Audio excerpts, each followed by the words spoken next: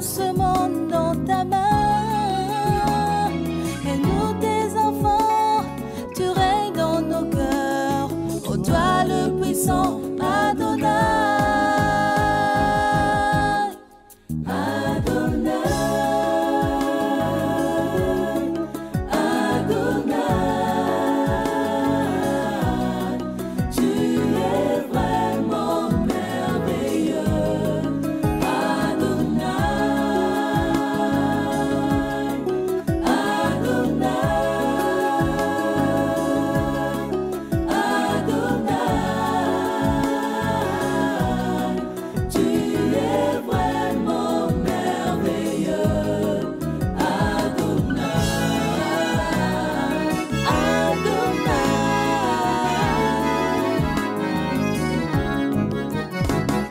Le diable n'a rien pu faire pour contrer tes plans. Tu donnas ta vie sur la croix. Tu mis fin au péché pour tes bien-aimés. En Christ pour vivre éternellement. Adonai.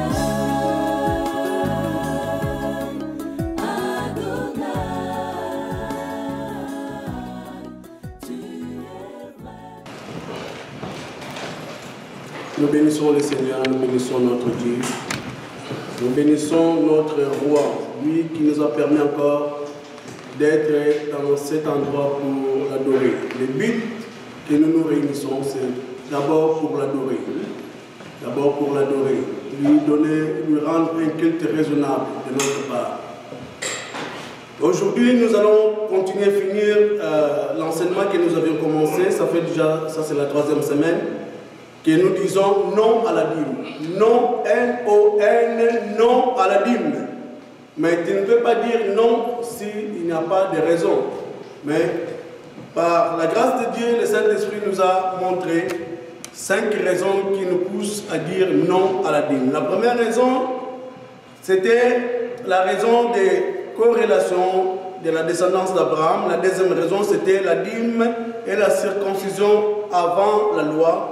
La troisième raison, c'est ce que nous avions vu la semaine passée, c'était la dîme selon la loi. Mais dans la dîme selon la loi, c'était aussi le premier aspect. Pourquoi? Deuxième aspect, c'était apporter à la maison, souvent dit apporter à la maison. Et puis, troisième, c'est quoi ou c'est qui la maison du Seigneur. Mais comme nous avions donné aussi comme définition de la dîme, nous avions regardé, j'ai regardé dans le dictionnaire biblique, ça nous a donné comme définition, c'était une redevance fixée par la loi juive ou la loi religieuse juive, représentant la 10e partie des revenus.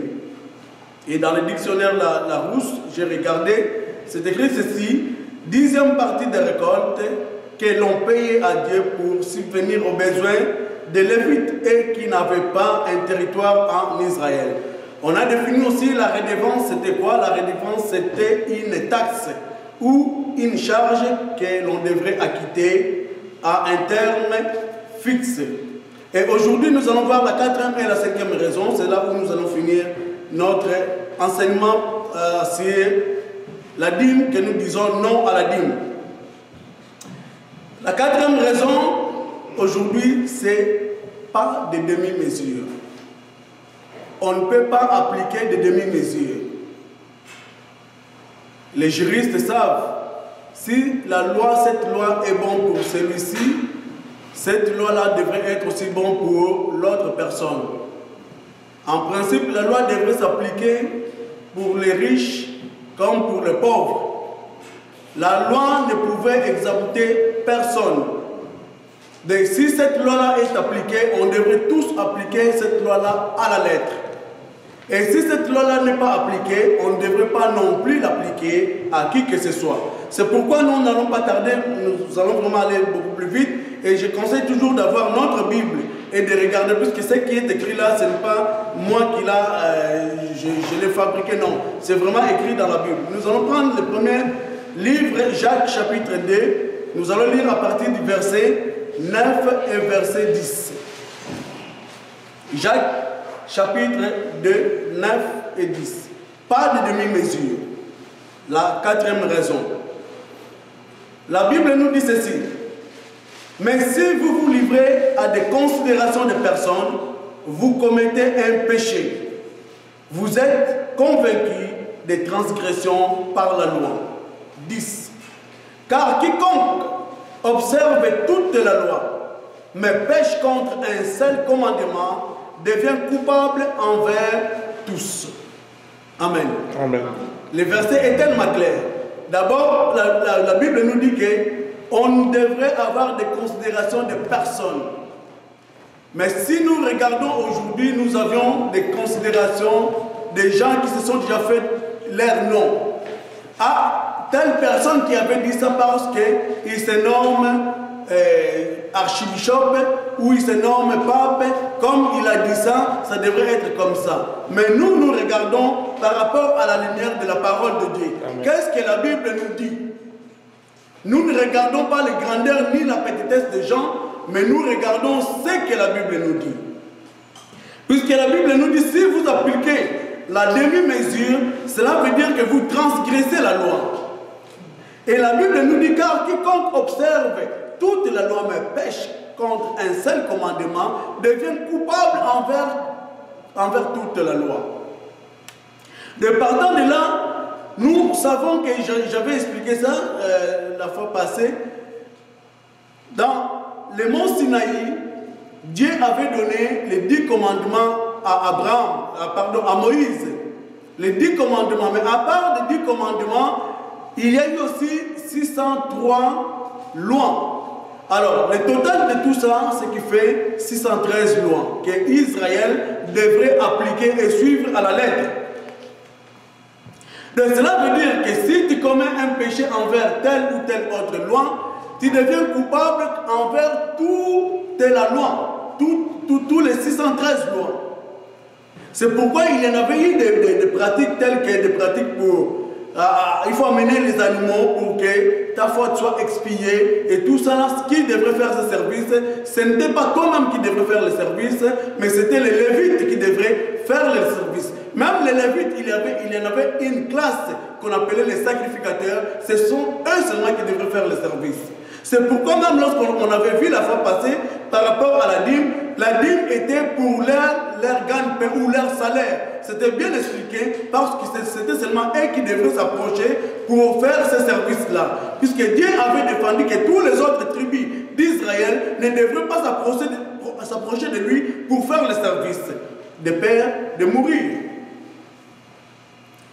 C'est pourquoi nous voyons ici, et si vous voulez regarder tous les 613 lois, je vous demande d'aller voir dans le livre de Lévitique et vous allez voir les lois. Quelles sont les lois qui sont y inscrites là-bas? Et si tu dois suivre la loi, tu devrais la suivre vraiment à la lettre. Ne pas abandonner ou ne pas négliger d'autres lois. Or, la Bible nous dit pour tous ceux qui veulent suivre la loi, pour tous ceux qui veulent marcher selon la loi, selon les 613 lois. Qu'est-ce que la Bible nous dit? Pas moi, mais c'est la Bible qui nous le dit. Dans le livre de Galates chapitre 3, versets 10 et 11, qu'est-ce que la Bible nous dit? La Bible nous dit, or tous ceux en effet qui dépendent des œuvres de la loi sont sous la malédiction. Donc, si tu dois suivre la loi, mais la Bible nous dit que tous ceux qui doivent suivre la loi à la lettre sont toujours sous la malédiction. C'est pourquoi, dans le livre de Malachie 3, 10, si vous regardez, vous allez voir qu'à partir du verset 11, la Bible nous dit, c'est lui qui ne va pas payer sa dîme et sous la malédiction de l'Éternel va être sur lui. Pourquoi? Tout simplement parce que tu as enfreint la loi. Et la Bible est claire, Galates 3, 10, 11. Or, tous ceux en effet qui dépendent des œuvres de la loi sont sous la malédiction. Car il est écrit, maudit soit quiconque n'observe pas tout ce qui est écrit dans le livre de la loi, pour le mettre en pratique. 11. Et que nul ne soit justifié devant Dieu par la loi. Malgré que tu peux pratiquer la loi, que nul et personne ne peut être justifié devant Dieu par la loi. Cela est évident parce que le juste vivra par la foi. Nous voyons même quand on dit qu'Abraham était juste, puisque Abraham, les œuvres qu'il avait faites, ce n'était pas par rapport à la loi, puisque à ce moment-là, la loi n'était pas encore. J'aimerais vraiment que nous puissions bien comprendre la dimension de cet enseignement. Donc, si tu pratiques la dîme, mes bien-aimés, ceux qui pratiquent la dîme, ils devraient d'abord, ceux qui sont conscients et sincères devant Dieu, ils devraient d'abord commencer à annuler leur réunion le dimanche. Ils devraient commencer à observer d'abord les sabbats. Pourquoi? Parce que la loi du sabbat disait tout simplement que si celui qui n'observe pas les sabbats était coupable même de la mort, était coupable de la mort. Donc si tu veux, toi qui prends la dîme, tu manges la dîme, tu viens avec ton sac, on met. Si toi tu n'es pas là, ta femme vient avec le sac, on met. D'abord, selon la loi, la femme n'était pas obligée de servir. Et quand on comptait dans les assemblées, on ne comptait que par rapport aux hommes et non pas par rapport aux femmes. Donc quand vous comptez dans vos assemblées combien de personnes qui sont là, comptez seulement les hommes. Et non pas seulement de respecter les sabbats, mais respecter aussi la circoncision. Puisque la circoncision a été avant la loi, mais Dieu l'a réinséré dans la loi. Pourquoi? Parce que tous ceux qui étaient circoncis, ils avaient un signe d'alliance et d'appartenir à Dieu. Amen. Et dans vos assemblées, comme j'avais dit, je crois la raison 2 ou 3, il faudrait que vous puissiez prendre tous les hommes et les amener pour les vérifier. Et ceux qui ne sont pas circoncis, cela veut dire que ce sont des gens qui ne sont pas conformes à la loi. Puisqu'il faudrait que nous puissions dire des choses clairement aujourd'hui. Puisque nous vivons le temps de la vérité. Le temps est tellement proche que Jésus revient bientôt. Nous ne prêchons pas autre chose que le retour de Jésus. Et nous prêchons aussi le royaume des cieux. Puisque Jésus, durant son ministère, il n'avait présenté que le royaume des cieux dans le monde. Et il commençait à nous parler de ce royaume-là. C'est pourquoi pour y accéder, il faudrait d'abord que tu naisses de nouveau. Amen. Il faudrait d'abord que ton esprit naisse de nouveau. Alors, si tu pratiques aussi la circoncision, mais vous devrez aussi pratiquer tous les sacrifices d'animaux, les sacrifices pour les femmes qui viennent d'accoucher.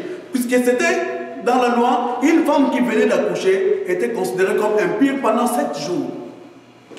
Mais pourquoi, quand la femme vient d'accoucher, vous partez la visiter dans les hôpitaux? Non, il ne faut pas la visiter.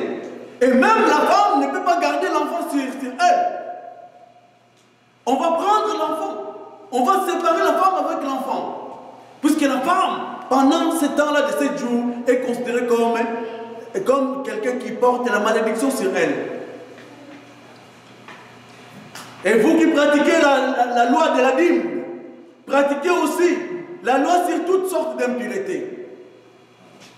Mais comment aujourd'hui on fait entrer même les cercueils dans une assemblée?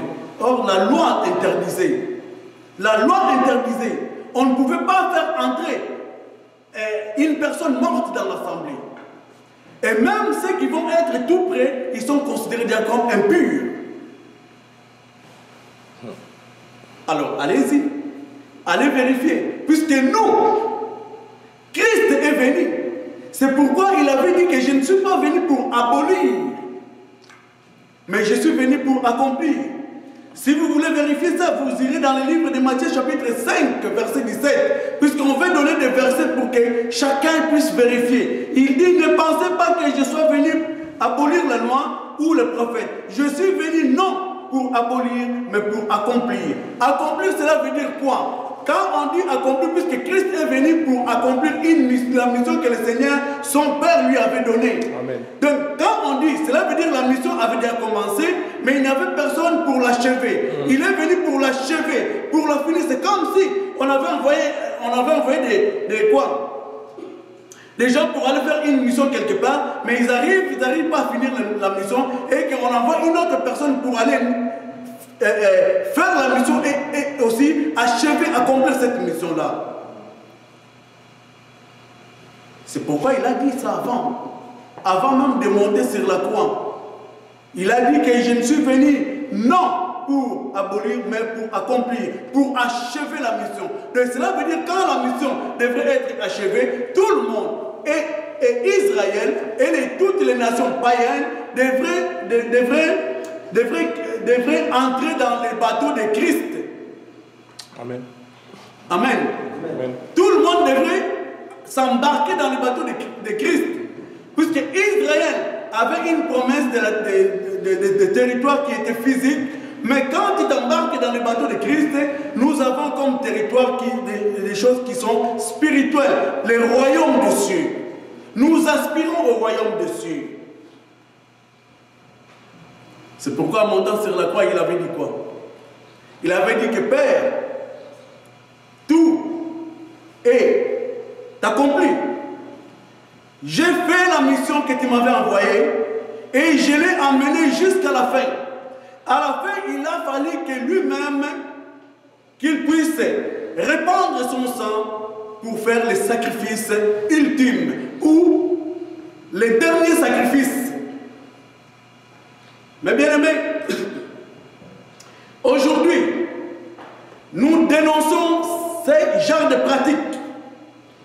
Puisque la dénonciation n'est pas un acte de trahison comme pensent d'autres personnes, mais c'est un acte de loyauté et de courage. Parce que nous voulons être loyaux devant notre Seigneur Jésus, lui qui avait accompli la mission. C'est pourquoi la dénonciation c'est un acte de loyauté et un acte de courage en Jésus-Christ. Ne rien dire, tout en connaissant la vérité, fait de nous des lâches. Combien de serviteurs de Dieu aujourd'hui qui disent, oui c'est vrai que la dîme ne devrait pas s'appliquer au corps du Christ, mais qui continuent à le faire pareil. Ne rien dire et ne rien faire, tout en connaissant la vérité, fait de nous des lâches ou même des complices de ces gens-là qui pratiquent ce genre de choses. Pourquoi? Parce que la Bible nous dit, non pas la Bible, mais les mondes disent, il y a une expression, et qui ne dit mot, consent. Et nous ne voulons pas consentir avec ces gens-là. Puisque le fait de ne pas dire un mot et montrer vraiment la vérité de Dieu, nous consentons involontairement. Nous dénonçons les traîtres, les vendeurs du temple qui veulent garder encore tous les enfants de Dieu sous la loi, en leur infligeant la loi sur la dîme, qui font seulement leur bonheur. Mais pourquoi ils infligent seulement la loi sur la dîme et non pas d'autres lois? Si tu veux pratiquer la loi, pratique toute la loi. Là, tu seras aussi légal. Mais pourquoi toutes les lois, ils en ont mis à côté seulement la loi de la dîme? C'est une bonne question qui mérite aussi des réponses. Mais bien aimé, la Bible nous dit ceci. Galates chapitre 3, verset 13 à 14. Christ nous a rachetés de la malédiction de la loi. Ici, on ne parle pas des gens qui veulent vivre d'une façon charnelle. Christ nous a rachetés de la malédiction de la loi. Mais bien aimé, si tu es racheté, cela veut dire que tu es un homme ou une femme libre. Étant devenu malédiction pour nous, car il est écrit, maudit soit quiconque est pendu au bois. Afin que pour les païens, la bénédiction d'Abraham se trouve en Jésus-Christ et que par la foi, nous recevions la promesse de l'Esprit. Ce n'est pas une promesse physique. Israël marchait vers la terre promise qui était physique. Mais nous, notre la promesse de l'Esprit. Si tu n'es pas encore né de l'Esprit, cela veut dire tout simplement que tu auras des difficultés à comprendre cette dimension-là. Puisque nous, la promesse que Christ nous a faite, c'est une promesse spirituelle, ou la promesse de l'Esprit. Mais il faudrait d'abord que les gens naissent d'abord de nouveau. Il y a beaucoup de gens qui sont dans les assemblées, et remplis de monde, où même les serviteurs vont commencer à dire que j'ai 800, 1500, 10 000 membres. D'abord, nous savons que ce langage-là est faux, puisque les membres sont les membres de Christ, ce ne sont pas vos membres. Mais en plus de cela, les gens peuvent être nombreux, mais est-ce que ces gens-là sont vraiment nés de nouveau? S'ils ne sont pas nés de nouveau, c'est triste. Puisque notre promesse devrait d'abord s'appliquer à ceux qui sont d'abord nés de nouveau. À ce moment-là, si tu es né de nouveau, là on peut crier et on peut dire Romains 8, chapitre 1.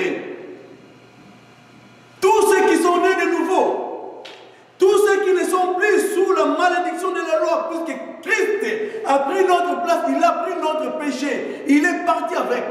C'est pourquoi même la Bible nous dit, lui il avait dit que je bâtirai mon église. L'église qu'il avait dit, ce n'est pas l'église que les gens baptisent avec quoi là? L'église qu'il avait parlé, parce que son corps devrait être brisé, afin que tous qui devraient croire en lui, ils vont devenir les membres de son corps. Mais bien aimé, né de nouveau, né de l'esprit, tu deviens enfant de Dieu. Là tu peux crier, Romains chapitre 8, verset 1. Qu'est-ce que Romains chapitre 8, verset 1 nous dit? Il n'y a plus de condamnation. Il n'y a plus de condamnation pour ceux qui sont en Jésus-Christ. Mais s'il n'y a plus de condamnation, comment est-ce que vous dites que toi qui ne viens pas payer ta dîme, tu ne vas même pas entrer dans les ciels? Puisque c'est ça qu'ils disent. Tu ne payes pas la dîme, ah tu es un voleur. Tu ne vas pas les voleurs. La Bible dit que les voleurs n'entreront pas. Soyons sérieux. Qui est vraiment voleur? Qui est vraiment voleur? Celui qui profite des enfants de Dieu ou celui qui connaît la parole, la promesse de Dieu et qui veut vivre les promesses de Dieu? De celui qui veut voler, celui qui ne dit pas la vérité. Amen. Tu viens pour voler les enfants de Dieu. Mais c'est les enfants de Dieu qui veulent vivre, même selon le chapitre. Si c'est comme ça, alors enlevons ce verset. Puisque la Bible nous dit, il n'y a plus de condamnation pour ceux qui sont en Jésus-Christ. C'est bien écrit en Jésus-Christ. Il faudrait d'abord que tu sois en Jésus-Christ. Il faudrait d'abord que tu sois les membres du corps de Jésus-Christ, dont Jésus lui-même avait dit que je bâtirai mon église. Puisque cette église-là n'est pas physique, mais cette église-là est d'abord spirituelle. Mais comment se fait-il, toi, tu es le membre du corps de Christ? Et que Christ lui-même était déjà mort, puisque quand tu deviens membre du corps de Christ, tu ne peux pas naître de nouveau si tu n'es pas encore mort. Soyez quand même logique. Quelqu'un qui est mort, qui est là, est-ce qu'on peut encore lui réclamer des choses? Non. Mais pourquoi vous réclamez le corps de Christ des choses? Pourquoi vous voulez voler le corps de Christ à leur imposer la dîme, le 1/10?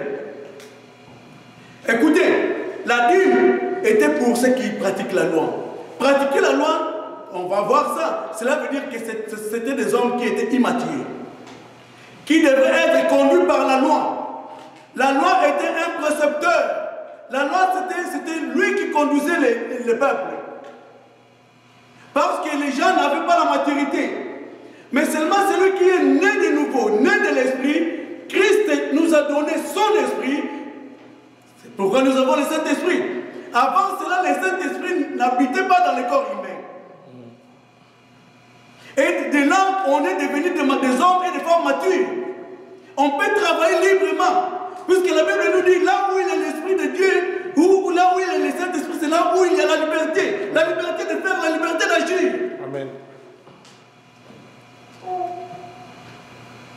Qui est menteur?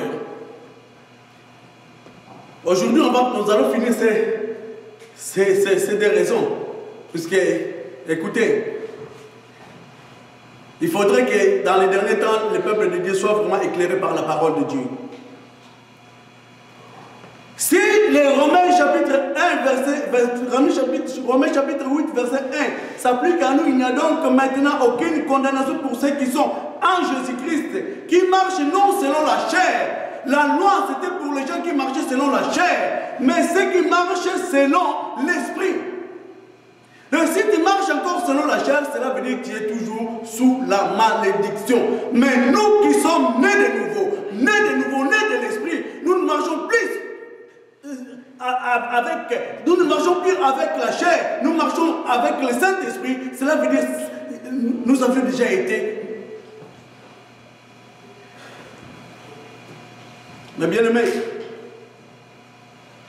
Romains chapitre 8, verset 2, la Bible nous dit en effet, la loi de l'esprit de vie en Jésus-Christ, non pas en dehors de Jésus-Christ.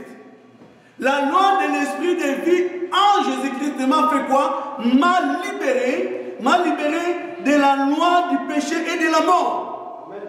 Amen, amen. Là où il n'y a plus de culpabilité, et cela veut dire qu'il n'y a plus de condamnation. Là où il n'y a pas de culpabilité. À maintes reprises, j'ai déjà passé au palais de justice, mais souvent, j'ai déjà passé 7 fois. 5 fois, on m'avait déclaré non coupable. Et quand je sortais comme un homme libre, non coupable. Mais les 2 fois qu'on m'avait déclaré coupable, il faudrait que je dise la vérité à cause de la conduite. On me déclare coupable, la juge, puisque c'était une femme, me dit que monsieur, à cause de ton travail, on te donne encore 1 mois, venez payer, mais on ne va pas imposer mettre les intérêts. Mais je sortais, j'avais un poids sur moi. Le poids de quoi? Il faudrait que j'aille et régler ce problème. Donc qui est encore lié. Mais les 5 fois lorsque je sortais, je voulais même voir tout le monde pour commencer à leur dire que je voulais rencontrer cette histoire-là, tout le monde. J'appelais, je crois qu'il y a des moments où j'appelais Pasteur Jean. On m'avait déclaré libre. J'étais tellement fier même au point d'aller chercher le policier qui m'avait donné la contravention pour lui montrer. Vous voyez? Donc, la loi, là où il n'y a plus la culpabilité égale, il n'y a plus de condamnation. Es-tu dans quelle loi? La loi du péché de la mort ou la loi de l'esprit de vie? Les Québécois disent poser la question, c'est y répondre. Vous savez vous-même là où vous vous situez. Il y en a d'autres qui payent encore la dîme. Les journées où parfois ils sont mal pris, quand ils ne payaient pas la dîme, ils se sentaient mal à l'aise. Ils retournaient à la maison avec un poids. À tel point d'autres, même personne tombait malade. Pourquoi? Parce que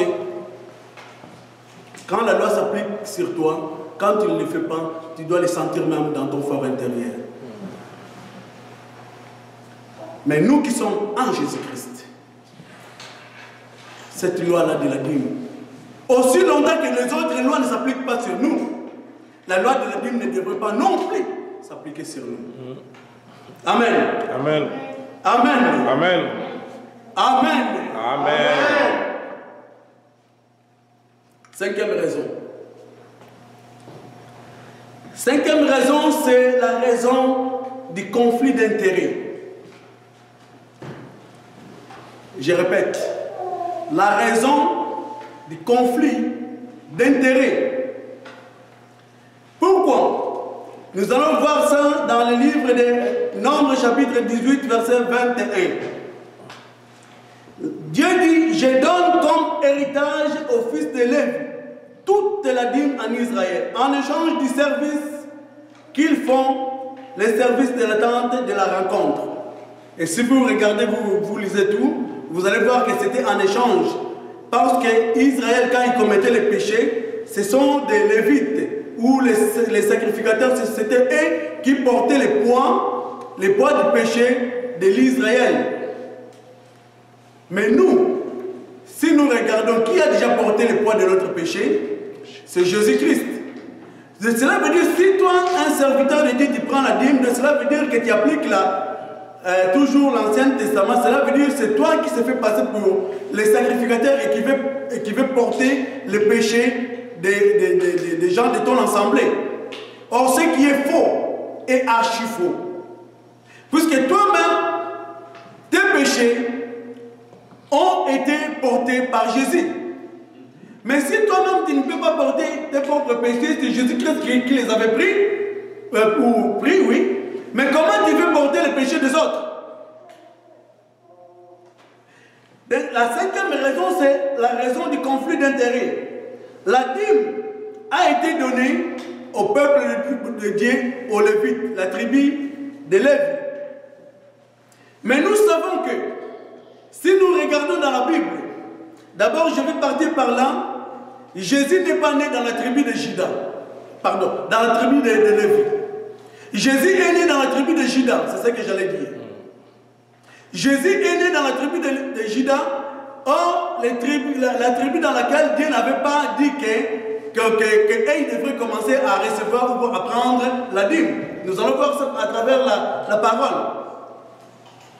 Et si nous regardons très bien, parce que les gens veulent polémiquer sur certains versets, dans le Nouveau Testament, la dîme, j'ai regardé très bien, la dîme est soulignée 9 fois.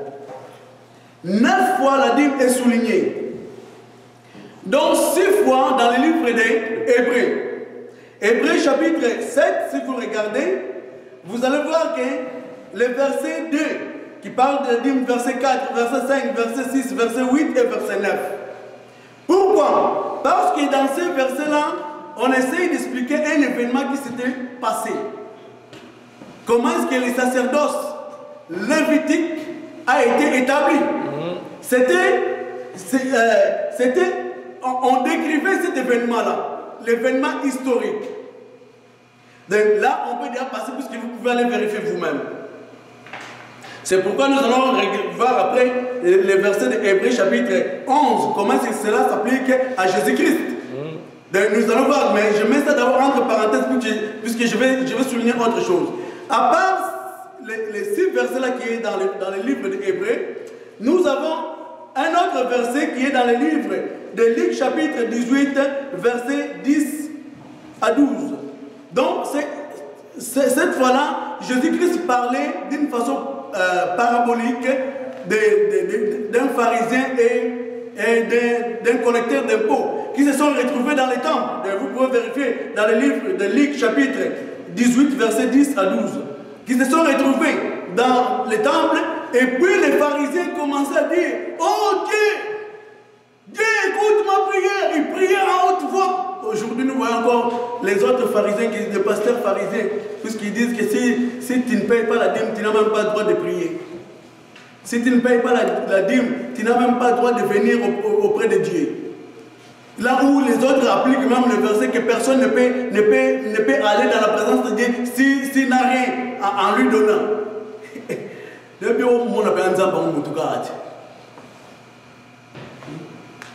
Cet argent-là, c'est parce que ça va aller dans vos poches. C'est ça. Dieu regarde le cœur. C'est ça. Dieu ne regarde pas les poches. Mais vous regardez les poches, puisque vous manquez la foi. Dieu regarde le cœur. Jésus même avait dit qu'il y en avait quelque part, on mettait les offrandes, une veuve qui était venue, et puis il avait donné seulement tout ce qui lui restait. Mais ce n'était pas costaud, mais son cœur était disposé pour servir Dieu. Amen. C'est pourquoi même dans vos églises, vous disiez que ici on a des gros poissons. Les enfants de Dieu sont devenus des poissons. Mbisiamai.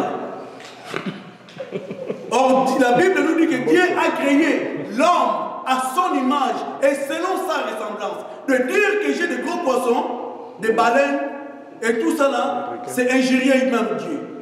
Ouais. Puisque les poissons ne portent pas l'image de Dieu.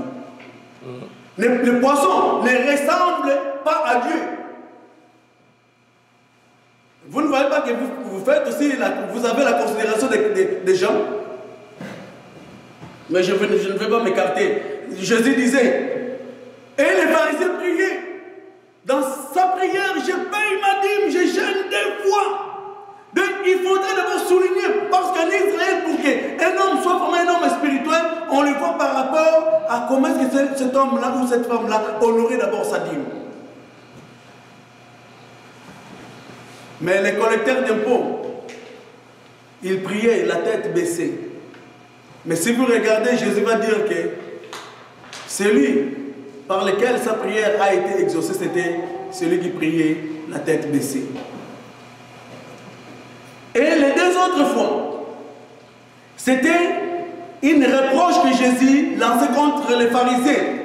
Dans le livre de Luc, chapitre 11, verset 42, la Bible nous dit, nous allons lire ça, mais malheur à vous pharisiens, parce que vous payez la dîme et vous négligez la justice et l'amour de Dieu. C'est là ce qu'il fallait pratiquer sans omettre le reste.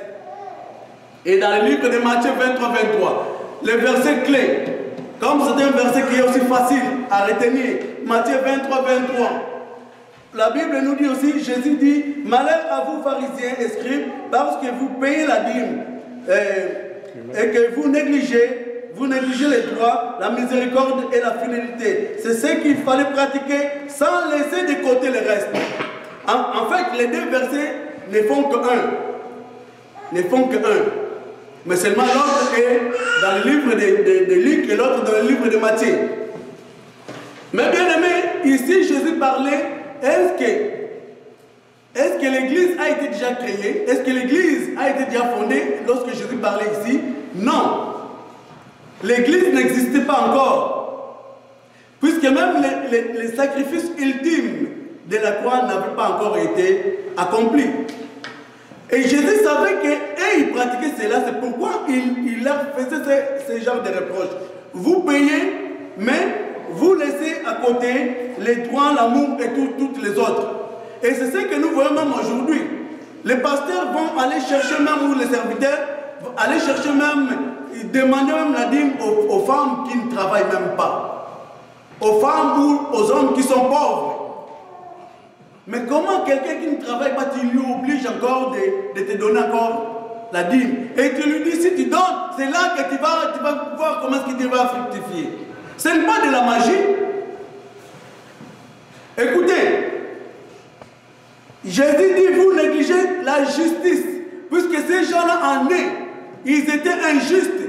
En eux, ils n'avaient pas l'amour. Souvenez-nous des paraboles du bon samaritain.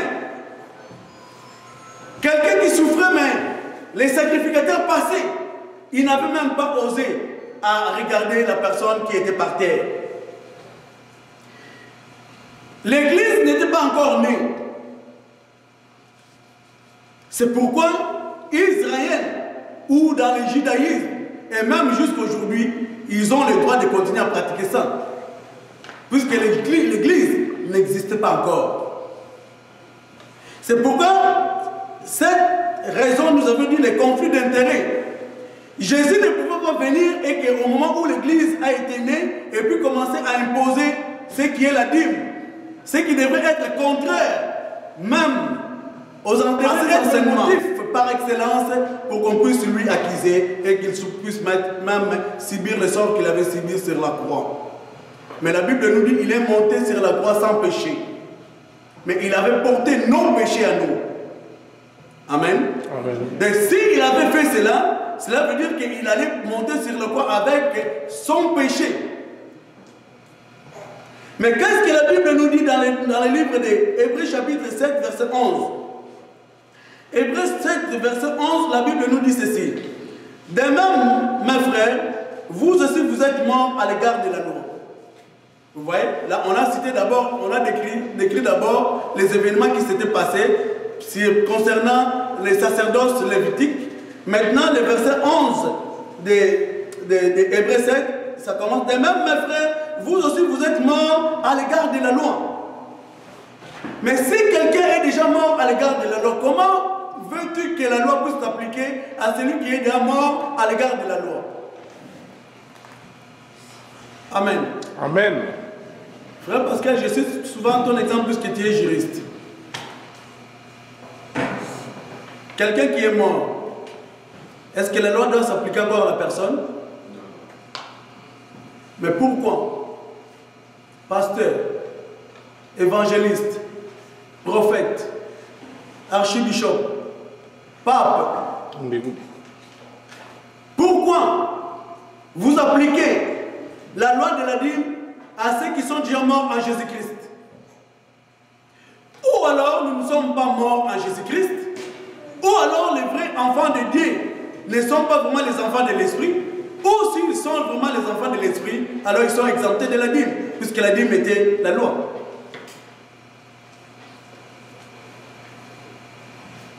Vous êtes morts à l'égard de la loi, par le corps du Christ, par son corps. On ne dit pas par la tête, mais par son corps. Puisque lorsque Christ avait dit que je bâtirai mon église, c'est le corps, puisque Christ viendra chercher l'église qui est son corps, son propre corps. Et puis on nous dit que de là, lorsqu'il viendra, il ne touchera plus la terre. De là, nous allons tous monter et nous irons avec lui pour aller célébrer la noce.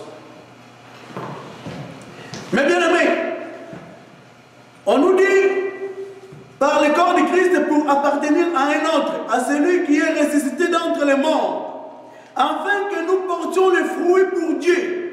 Donc si nous sommes en Jésus-Christ, vous voyez, même cet aspect de fruits revient encore, afin que nous portions les fruits pour Dieu. Et les fruits c'est quoi? Galates 5, 22. C'est là où on nous explique c'est quoi ça les fruits. Et quand nous servons avec tous ces fruits-là à nous.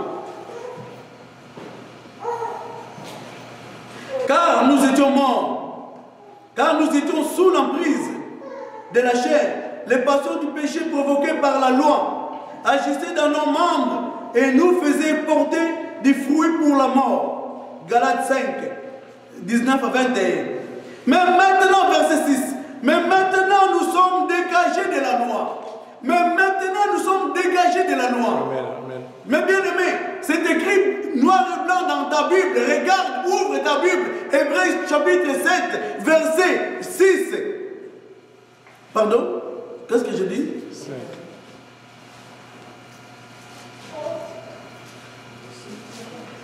Non, je ne lis pas les bons versets. Personne ne m'a repris même. Je ne lis même pas les bons versets, puis vous me regardez continuer, filer. En fait, ce que je lisais, c'était Romains chapitre 7. Mais avant de lire Romains chapitre 7, il faudrait d'abord vérifier Hébreux chapitre 7. C'est là où je me suis trompé. Hébreux chapitre 7, verset 11 à 22. Je ne lisais même pas les bons versets, personne ne m'a repris pour me dire que non, ce n'est pas les bons versets. Hébreux chapitre 7, verset 11 à 22. Qu'est-ce que la Bible nous dit? Si donc la perfection avait pu être atteinte par les sacerdoces lévitiques, car c'est sur lui que repose la loi donnée au peuple. Quel besoin y avait-il encore qu'un autre sacrificateur pareil selon l'ordre de Melchisedec et non pas selon l'ordre d'Aaron? Car lorsque les sacerdoces est changé, il y a nécessairement aussi un changement de loi. En effet, celui qui s'applique ces paroles appartient à un autre tribu, dont personne n'a été attaché au service de l'autel.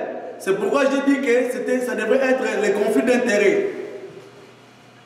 Car il est notoire que notre Seigneur Jésus est originaire de Juda, tribu dont Moïse n'a rien dit concernant les sacrificateurs. Cela devient plus évident encore comparé à la ressemblance de Melchisedec, un autre sacrificateur qu'il est devenu non par la loi d'une ordonnance charnelle, mais par la puissance d'une vie impérissable, car le témoignage lui est rendu, tu es sacrificateur pour éternité, selon l'ordre de Melchisedec. En effet, il y a d'une part 6 pressions, Il est dit par suppression d'une ordonnance antérieure à cause de sa faiblesse et de son inutilité. Car la loi n'a rien amené à la perfection et d'autre part, introduction d'une meilleure espérance par laquelle nous nous approchons de Dieu. Et cela ne s'est pas fait sans serment. Les autres, en effet, sont devenus sacrificateurs sans serment. Mais lui, Jésus, l'est devenu avec serment par celui qui lui a dit, « Le Seigneur l'a juré, il ne se repentira pas. Tu es sacrificateur pour éternité. » Jésus-Christ est devenu par cela même le garant d'une alliance meilleure. Mais bien aimé, si Jésus osait d'aller chercher la dîme, ça devrait être le conflit d'intérêts. C'est pourquoi il ne pouvait pas faire ça. Et d'autre part, c'est lui qui devrait, d'abord, étant qu'il était né dans la tribu de Juda, il n'était même pas prévu pour quelqu'un qui est né dans la tribu de Juda de faire les sacrifices ou de devenir sacrificateur. C'est là où on dit que Jésus-Christ est devenu souverain sacrificateur selon l'ordre de Melchisedec. Il est monté sur la croix une fois pour toutes. Et c'est là où nous allons lire Romains chapitre 7, verset 4 à 6. De même, mes frères, là où nous étions, de même, mes frères, vous êtes morts à l'égard de la loi. Par le corps de Christ, pour appartenir à un autre, à celui qui est ressuscité d'entre les morts. Afin que nous portions le fruit pour Dieu. Galates 5, 22. Car lorsque nous étions sous l'emprise de la chair, les passions du péché provoquées par la loi agissaient dans nos membres et nous faisaient porter du fruit pour la mort. Et verset 6. Mais maintenant, nous sommes dégagés de la loi, car nous sommes morts à ceux qui nous tenaient captifs, de sorte que nous servons sous le régime nouveau de l'esprit et non plus sous le régime ancien de la lettre. Mais bien aimé, aujourd'hui, ceux qui demandent la dîme, ils servent sous le régime ancien de la lettre. Mais la Bible nous dit, le corps de Christ que nous sommes, nous servons sous le régime nouveau de l'esprit. Et dans ce régime-là, la loi ne s'applique pas. La loi est dans toutes ses formes, ne s'applique pas. La loi sur la dîme, la loi sur le sabbat, la loi sur les impuretés, la loi dans toutes les dimensions ne doivent pas s'appliquer. Parce que nous sommes le corps de celui qui était monté sur la croix. Christ est mort, cela veut dire en montant sur la croix, nous qui lui servons aujourd'hui, nous étions aussi morts le jour où nous lui avons accepté. Ne venez plus me taxer, mais sers ton Dieu librement, sers ton Dieu avec joie. Aujourd'hui, nous voyons même d'autres personnes ne veulent plus venir parce que je manque l'argent de la dîme ou parce qu'à l'argent que j'ai, je vais utiliser ça pour faire autre chose. Si je vais là-bas, je vais retourner avec la culpabilité. Vous détruisez. Vous êtes des traîtres. Puisque Christ ne vous a pas demandé d'aller chercher la dîme. Regardez même la première communauté. Christ lui-même n'a demandé la dîme à personne. Jésus-Christ n'a demandé la dîme à personne. Ni la première communauté. La première communauté, regardez, lisez les livres des Actes des Apôtres, la première communauté n'ont pas demandé la dîme. N'ont pas demandé la dîme. Non. Et vous qui êtes venus après, parce que vous manquez la foi. Écoutez, ceux qui se conduisaient sous la loi, c'était des gens qui n'avaient pas besoin de la foi. Mais la Bible nous dit que les justes vivront par la foi. Amen. Vous baptisez des temples. Et vous êtes devenus même des rois dans ces temples-là, en commençant à demander aussi la dîme aux autres. Non. C'est illégal. Vous êtes dans une position d'illégalité. Repentez-vous. Et revenez à Jésus-Christ. Puisque le temps proche. Il revient bientôt. Le temps avance. Jésus-Christ revient bientôt. Vous dites aux autres qui se sont des voleurs, mais c'est vous demandé aux disciples d'aller chercher la dîme. Montre-moi, parce que moi je vais montrer le verset où on nous recommande, nous l'église. Nous qui sommes le corps du Christ. Quand je dis l'église, ce n'est pas le baptiste, mais le corps du Christ. Montre-moi ce verset-là. Mais en attendant, moi je vais montrer le verset qui est ici.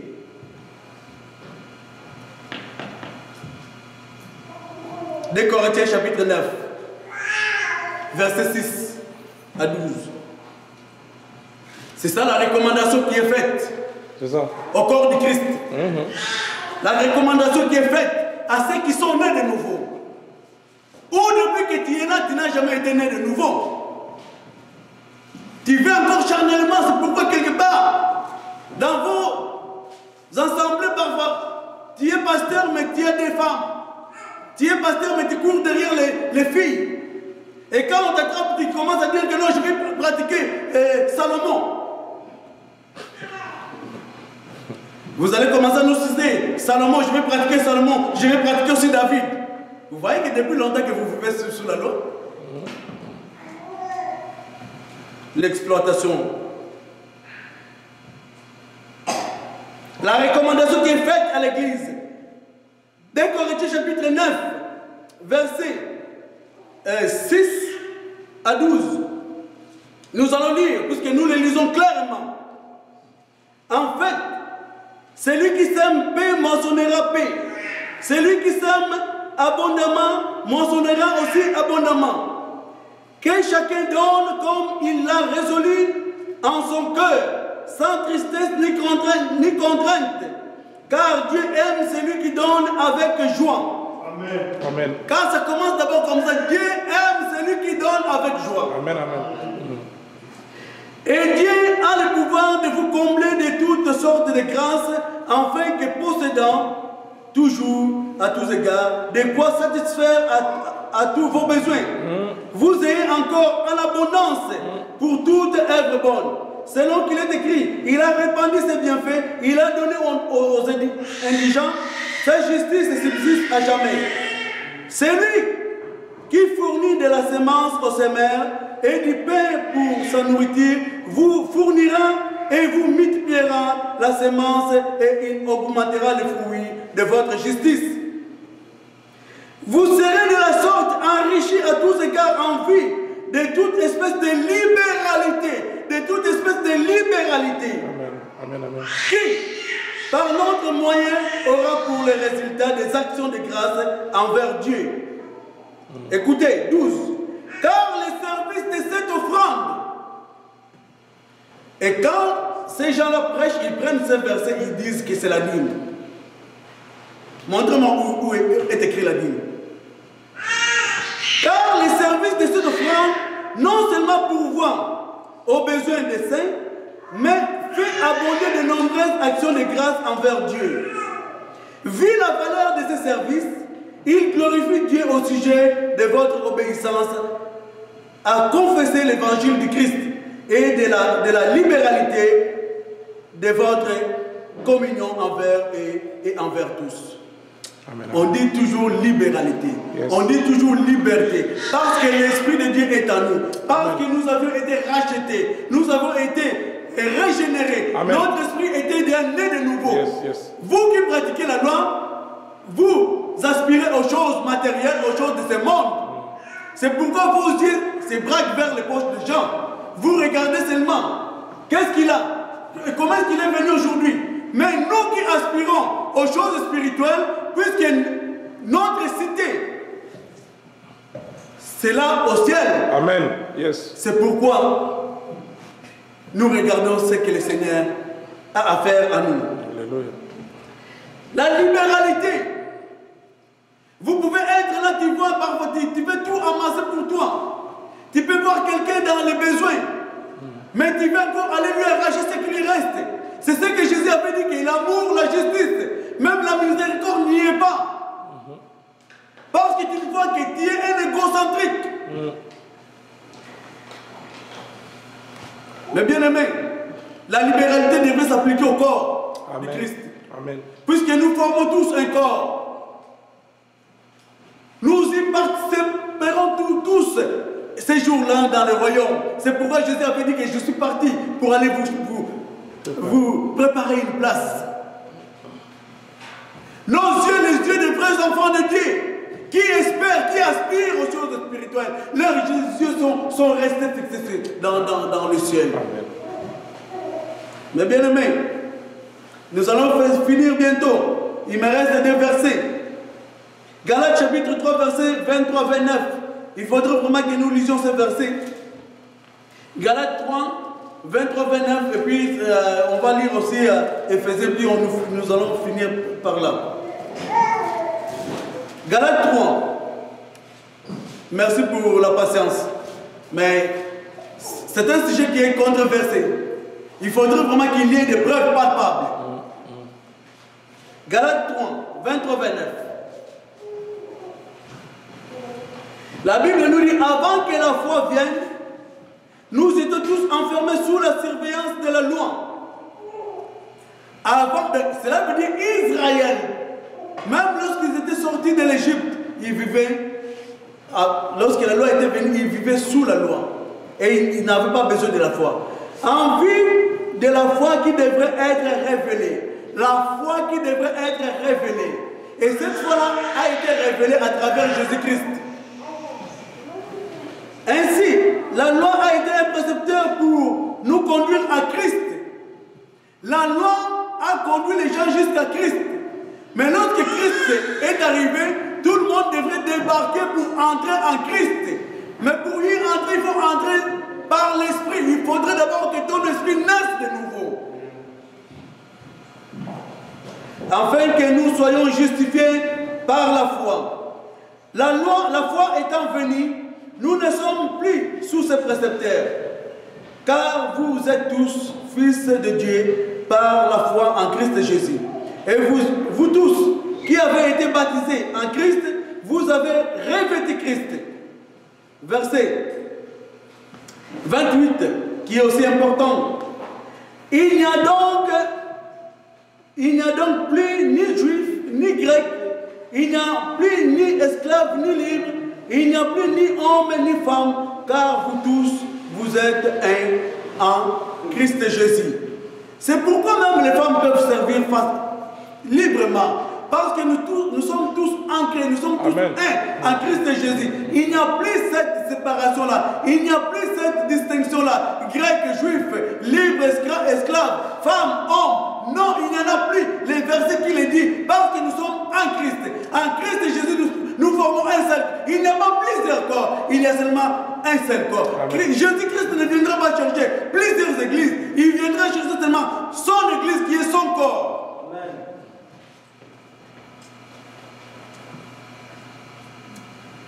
29. Et si vous êtes à Christ, alors vous êtes descendant d'Abraham, héritier selon la promesse. Mais cette promesse, c'est ce qu'on avait vu, la promesse de l'Esprit. Mais bien aimés, on est quasiment à la fin. Nous allons lire Éphésiens chapitre 1 et puis nous allons terminer là l'enseignement que nous avions commencé. Ça fait déjà 3 semaines. Éphésiens chapitre 1, versets 3 à 14. La Bible nous dit ceci. Béni soit le Dieu et Père de notre Seigneur Jésus-Christ, qui nous a bénis de toute bénédiction spirituelle dans les lieux, dans les lieux célestes en Jésus. Donc cela veut dire qu'il faudrait d'abord que tu sois toujours en Christ. C'est ce que nous essayons d'expliquer ici. Si tu es en dehors du Christ, si tu vis dans la loi, cela veut dire que tu es en dehors du Christ. Puisque Christ avait déjà accompli la loi sur la croix. Amen. Si tu appliques la loi, cela veut dire que tu es en dehors du Christ.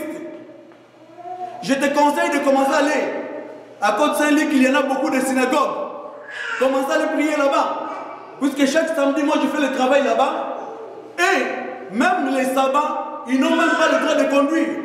C'est le travail que je fais, je vais aller les chercher dans leur maison pour les amener dans leur synagogue. Mais dans leur maison, vous allez trouver parfois de belles voitures. Mais les sabbats, ils n'ont même pas le droit de conduire. Toi qui veux appliquer la loi, ne conduis pas non plus ta voiture. Ne venez pas avec devant ton assemblée. Puisque quand tu le fais, tu commets un péché.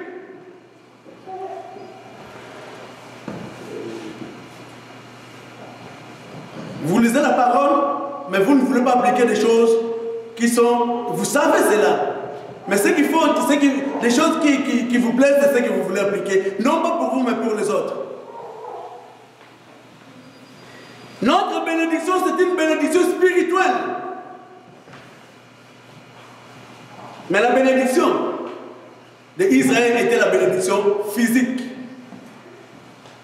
La Bible continue. En lui, Dieu nous a élus avant la fondation du monde pour que nous soyons saints et sans défaut devant lui, dans son amour. Il nous a prédestinés par Jésus-Christ à être adoptés selon le plan bienveillant de sa volonté, pour célébrer la gloire de sa grâce qu'il nous a accordée à son bien-aimé. En lui, c'est toujours en Jésus-Christ, en lui, nous avons la rédemption par son sang, le pardon des péchés selon la richesse de sa grâce, que Dieu a répandu abondamment sur nous en toute sagesse et intelligence. Il nous a fait connaître les mystères de sa volonté, les plans bienveillants qu'il s'était proposé en lui, pour exécuter quand le temps serait accompli. Quand le temps toujours serait accompli. Réunir sous un seul chef, le Christ, tout ce qui est dans le ciel et ce qui est sur la terre. En lui, nous avons aussi été mis à part, prédestinés selon le plan de celui qui opère tout selon la décision de sa volonté, afin que nous servions à célébrer sa gloire, nous qui d'avance avons espéré en Christ. En lui, vous aussi, après avoir entendu la parole de la vérité, l'évangile de votre salut, en lui, vous avez crié et vous avez été scellés du Saint-Esprit qui avait été promis et qui constitue le gage de notre héritage en vue de la rédemption de ce que Dieu s'est acquis pour célébrer sa gloire. Toujours en lui, toujours en lui, toujours en lui. En dehors de lui, pratiquez la loi, mais en lui, vivez par l'Esprit. En dehors, pratiquez la loi. En lui, vivez par l'Esprit. C'est pourquoi la Bible nous dit, en lui, vous avez crié et vous avez été scellés du Saint-Esprit qui avait été promis et qui constitue les gages de notre héritage. C'est ça qui nous rend heureux, c'est ça qui nous donne de la confiance, parce que nous savons que nous sommes conduits par le Saint-Esprit. Et là où est le Saint-Esprit, c'est là où est la liberté. Les enfants de Dieu doivent célébrer, doivent vivre, doivent faire les choses de Dieu dans toute liberté, parce que nous le faisons par l'Esprit. Non à la dîme, non à la dîme, N-O-N, non à la dîme. Que Dieu nous bénisse. Amen. Yes.